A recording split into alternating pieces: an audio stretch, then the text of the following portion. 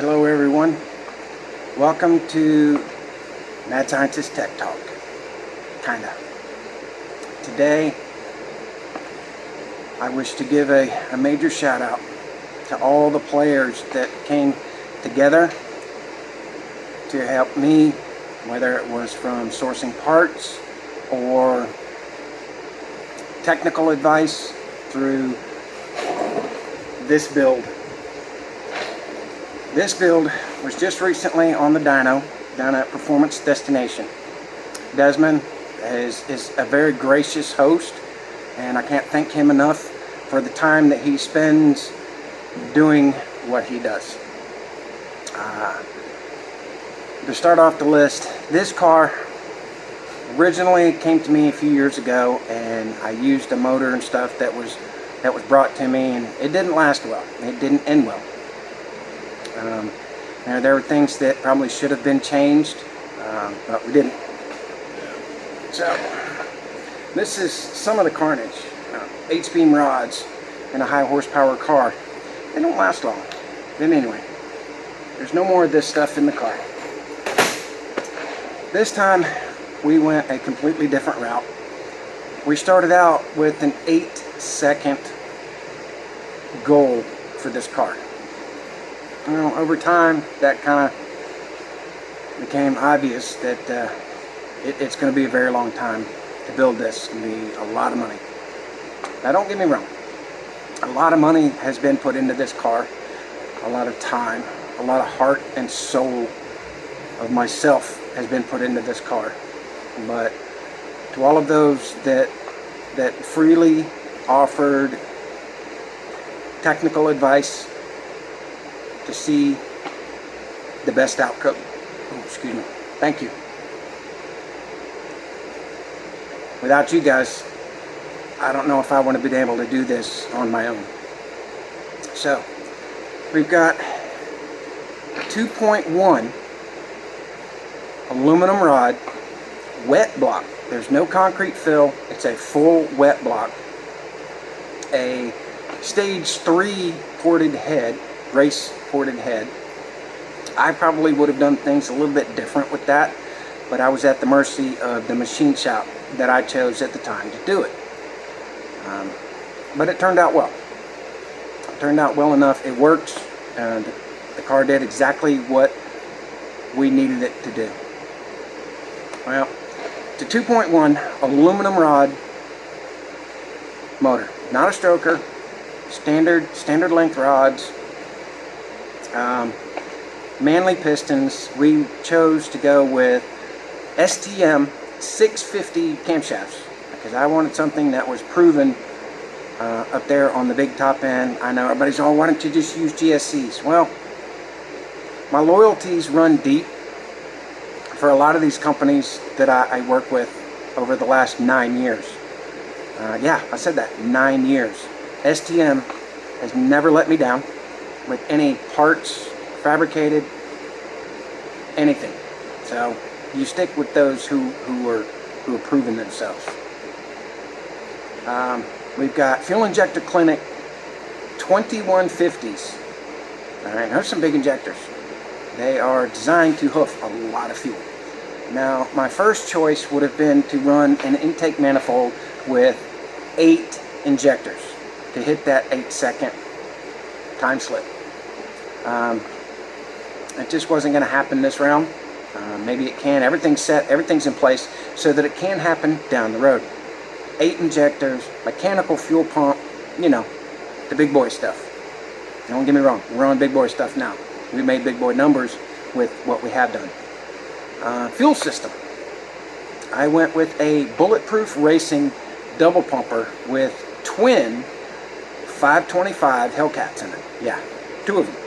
525 Hellcats. At wide open throttle, this thing's got more fuel than you can shake a stick at.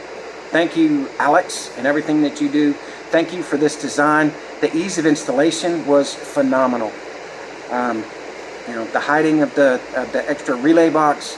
All you have to do is power, ground, signal, and a boost source.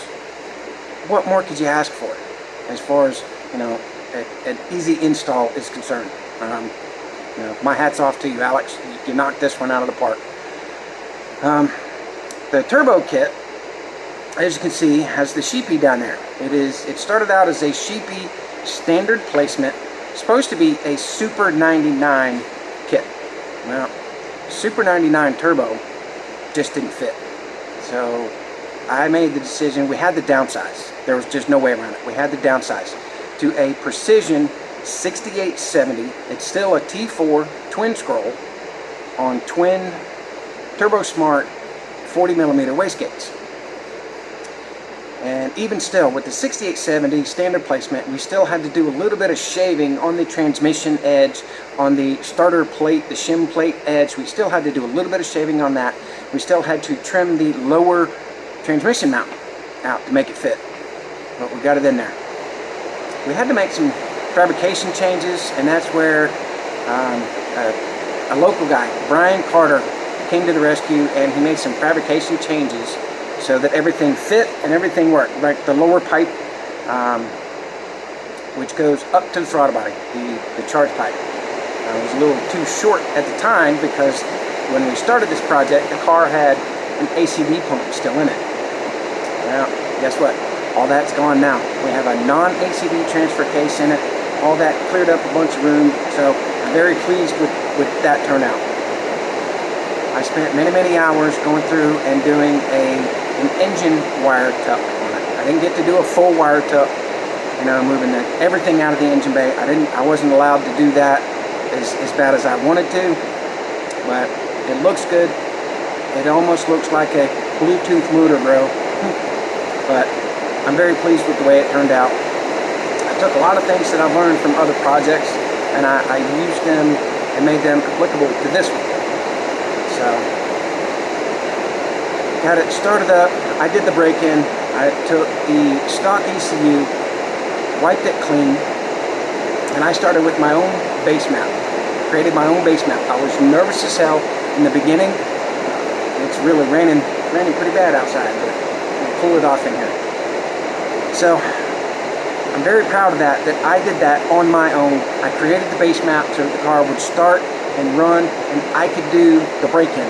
Drive it around the block, a couple of oil changes on it, put a few miles on it before it got to the dyno day.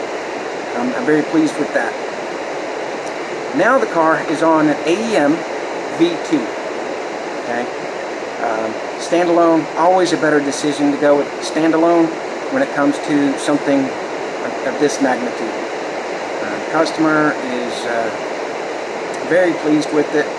I would have liked to have seen other things happen, like maybe go full-blown Hall Tech, the heads-up dash display, the whole 9 yards.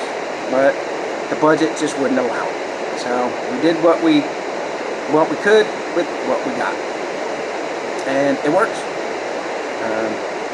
Dyno day came. I took the car down there, got it, the fuel changed over, got it off the pump gas, and we put ethanol 1R. It's E85. It's 117 octane. It's pretty heavy duty stuff. Burns super clean, super clean. We were down there on the dyno, and as the session started, we noticed that temperatures became an issue. At idle, it would idle around 180, 190, 194 at idling temps. And we started to do some rolls on it, you know, to get some drivability, stationary on it, and then temperatures started to spike up. 210, 215, we even saw 220. Okay, so at that point, we stopped, and between Desmond and I, we put our brains together. All right, let's pull the thermostat. We pulled the thermostat. The temperatures got a little better, okay, because it is only on a half radiator. I have one of those Honda radiators that's been modified to fit in an Evo. You know the story. You're an Evo guy, you know what I'm talking about. Well, so we dealt with that. We pulled the thermostat. We got the temperatures to go a little better. So we decided, let's think outside the box. Every single pull, we were letting the car idle. We'd run around. We got this little garden pump sprayer. Fill it with water, and we would spray the radiator, spray the intercooler, and we cool everything down in between dyno pulls, and it worked. We were getting it down to, 160, 170. Okay, let's make a pull. By the end of the pull, it was, well up in 210, if not more. So there was a temperature issue that still needs to be dealt with. I really, really, really wish I had more time with this car to resolve these issues, but that's just not going to happen. But to everyone that's been a big part of this, fabrication wise, we got Brian Carter, we got Jack's Fab Shop. Jack's Fab Shop stepped up, came and got the car, non-running, picked it up with the trailer, took it to their shop, created our exhaust pipe, our side exit out the front bumper, exhaust pipe. Beautiful work. They were even able to recreate the teardrop tip at the exit point, just as the wastegate dumps are. I can't say enough about Jack's Fab Shop's work, his ethics. He's just an all-around great guy. So if you want, some serious fabrication, you want serious quality, hit up my guy Justin. He's a great team over there. He gets it done quick. He doesn't mess around. And go see him. I will be using Justin at every chance that I get, because I don't have an in-house fabricator. I'm not at that level yet. We'll see how life goes in the coming months and years. But to sum this car up, we put a lot of time and heart and soul into this car. The car can make every bit of 1,000 plus. We decided to not push it that far. We ran into traction issues on the dyno. Imagine that. Spinning tires on the dyno. I was stressed about it, but I was also like, hot damn, I made a car that would spin the tires on the dyno. I can still do what the big boys do. Well, anyway, okay, enough of that. So the car final numbers were 870 horsepower and 654 foot-pounds of torque. By no means is this car a slouch or something to take a second thought at on the street. This car is going to Puerto Rico. It's leaving the country. It's kind of bittersweet for me for the time that the car's been here, for all the issues that we've had with things. We have fought through them because we're warriors. It's what we do. Rain or shine, sick or healthy, we're here, we fight, we do what needs to be done. So I'm very pleased to say that this car exceeded my expectations by a long shot. And I look forward to seeing this car do big things down in Puerto Rico. His family, him and his family should be very, very happy to have this car back. But I will say this. This car is no joke. Do not let your guard down for 1 second. This is not the 430 or 600 horse car that you remember. This car is a complete animal. And it's one of those, it's a butt puckering moment. The first time you get to open it up and hit a full pull and full boost, your butt's gonna pucker. So I'm gonna call this a mission accomplished. I'm going to finish up a few things on it today and then get it on the trailer. I've got the paperwork for the shipping at the port tomorrow. And thank you to everyone that's helped and been a part of this project. Thank you to Eric, who had the faith in me to be able to do this. It means a lot. So I will see you guys back later. There's some other issues going on here in the shop, may be closed for a little bit, but I'll save that for another day. I love you guys. Thank you for sticking with me for the last 9 years, and I hope to have more years to come. Mad Scientist out.